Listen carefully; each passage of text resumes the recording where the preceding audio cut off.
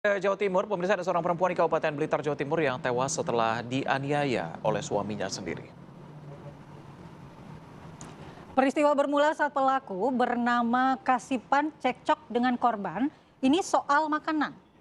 Pelaku marah dan melakukan penganiayaan terhadap korban. Melihat korban dalam kondisi kritis, warga sempat membawanya ke puskesmas setempat untuk mendapatkan pertolongan medis. Namun nyawa korban tidak tertolong. Diketahui pelaku dan korban tinggal satu rumah bersama dua orang anak. Ya lor, enek berita sing bener-bener nggarai emosi. Teko Blitar iki, mosok mung gara-gara panganan bojone dhewe dipateni. Ayo didelok ceritane piye. Serta ibu korban. Pelaku saat ini diamankan oleh Unit Perlindungan Perempuan dan Anak Satreskrim Polres Blitar untuk menjalani pemeriksaan lebih lanjut. Ini miris banget ya, karena ternyata ada dua orang anak juga yang kemudian ditinggalkan karena ini korban meninggal dunia. Padahal persoalannya sepele, hanya soal makanan. Apakah benar ini persoalannya hanya sekedar karena persoalan makanan? Kita akan tanya kepada Kasat Reskrim Polres Blitar AKP Margono Suhendra untuk mengetahui bagaimana kronologi sebenarnya dan duduk perkara dari peristiwa ini. Selamat pagi Pak Kasat Reskrim. Selamat pagi Mbak Mangga. Baik, Pak Kasat, kita mau tahu apakah benar pemicu penganiayaan yang kemudian menimbulkan korban tewas ini hanya berawal dari persoalan makanan, Pak? Baik Mbak, terima kasih. Dapat saya jelaskan bahwa dari Satreskrim Polres Blitar melakukan penanganan terkait kasus KDRT yang mana korban mengalami meninggal dunia. Memang kronologi yang terjadi benar adanya bahwa dipicu dari adanya permintaan suami untuk Jantenan ra masuk akal blas. Mung mergo durung disiapne panganan ae kok iso nesune kaya wong kesetanan. Padahal ning omah yo enek anake karo mbae. Kok yo teko-teko nemto Pak.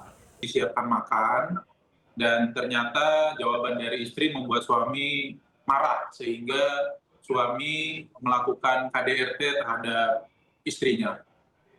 Dalam hasil pemeriksaan dokter forensik bahwa adanya luka lebam yang baru dan juga adanya luka lebam yang lama. Itu dibuktikan dengan hasil keterangan saksi yang kami periksa dan juga keterangan terduga pelaku bahwa benar terduga pelaku ini sering melakukan KDRT. Dan puncaknya pada kejadian hari Selasa yang mana pelaku sudah tidak bisa mengendalikan emosinya dan melakukan KDRT hingga mengakibatkan korban meninggal dunia. Oke, Pak Kasat, berarti bisa dibilang bahwa KDRT sudah dilakukan selama berapa lama dalam Mungkin yus watake pancene. lingkungan rumah tangga mereka, dan apakah anak dan ibu dari korban juga mengetahui kekerasan yang sudah beberapa kali dilakukan oleh terduga pelaku? Terima kasih, Reza. Jadi benar, keterangan ini kita dapatkan dari jumlah saksi dan juga keluarga yang mana memang korban ini sering dilakukan KDRT. Dan juga kami kemarin didampingi oleh UPT DPPA melakukan pendampingan terhadap. Oh alah tibane wis sering to. Iki nek tatune tatu lawas karo tatu anyar. Berarti bojone iki wis suwe nahan loro, tapi menengahi. Iki sing jenenge puncak. Wis ra kuat nahan penderitaane. Anak, dan anak pun sering menyaksikan ibunya disiksa oleh terduga pelaku. Ya, Pak Kasat, lalu setelah pelaku ini ditangkap, adakah rasa penyesalan dari dalam dirinya melakukan hal ini terhadap korban? Terima kasih Mbak. Jadi terkait penyesalan, pada saat kami melakukan pemeriksaan pertama kali itu ada alibi dari terduga pelaku bahwa korban ini jatuh di kamar mandi. Tapi karena kecurigaan dari saksi dan juga pemeriksaan dari kami melakukan pemeriksaan forensik, ternyata memang dari lebam yang ada di dalam tubuhnya korban ini sangat banyak. Itu dibuktikan dengan hasil pemeriksaan forensik, itu ada lebam di leher, lebam di dada, bahkan lebam di kaki. Bahkan kejadian kemarin pun kami mengamankan 2 alat bukti, yang mana pertama selang yang digunakan untuk melakukan pencekikan terhadap korban dan juga ember yang digunakan. Niatnya awal pelaku ini untuk memberikan kesadaran, tetapi dari hasil pemeriksaan dokter ternyata korban meninggal karena kekurangan oksigen, yang mana ditemukan adanya cairan air di dalam paru-paru. Baik, Oke, Pak Kasat, dari keterangan yang Anda dapatkan, apakah anak-anak korban ini juga sempat menjadi sasaran amukan dari terduga pelaku? Untuk anak-anak sendiri tidak pernah dilakukan kekerasan, tetapi memang saat kejadian di hari Selasa, anak-anak sempat mendengar karena tinggal juga bersama dengan orang tuanya dari korban maupun terduga pelaku. Dan sempat kami melakukan pendampingan kemarin, dia sempat menceritakan bahwa dia mengetahui ibunya dipukul, disiksa, tapi dia tidak berani untuk keluar dari kamarnya. Sing garai nyesek ning ati. Anake roh ibuke disiksa tapi dheweke mung iso ndelik ning kamar mergo keweden.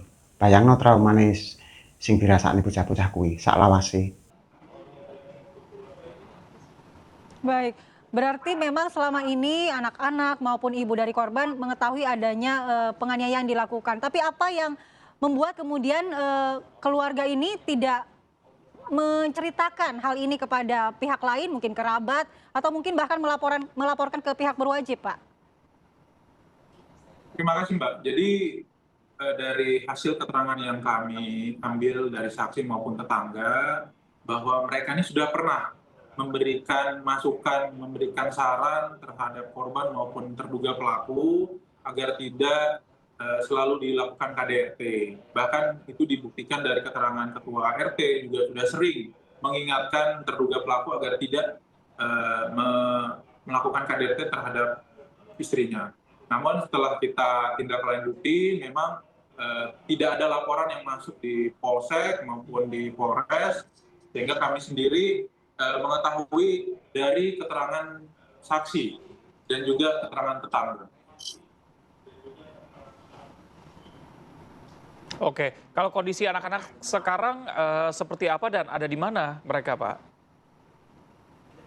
Baik Mas, jadi anak-anak sendiri masih berada di rumah, didampingi oleh neneknya dan juga ada pendampingan dari PT DPPA. Apabila memang dari hasil pemeriksaan PT DPPA nanti adanya trauma, maka akan dilakukan diamankan di rumah aman untuk mengembalikan psikis yang mereka alami. Baik, Pak Kasat, lalu nanti ancaman hukuman atau konstruksi hukum yang akan dikenakan kepada terduga pelaku apa, Pak?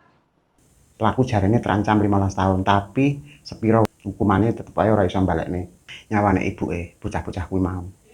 Pokoke lek enek KDRT ning sekitare awake dhewe, ndang lapor ae, aja dijarno. Piye menurutmu? Komentar ning sot. Matur suwun.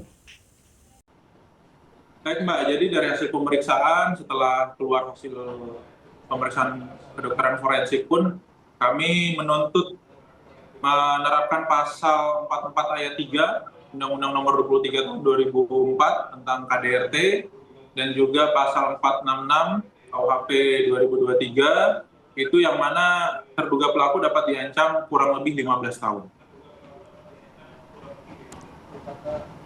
Baik, terima kasih Pak Kasat Reskrim Polres Blitar AKP Margono Suhendra atas penjelasannya dan juga waktunya di Apa Kabar Indonesia Pagi. Selamat bertugas kembali Pak Kasat. Mbak, selamat pagi.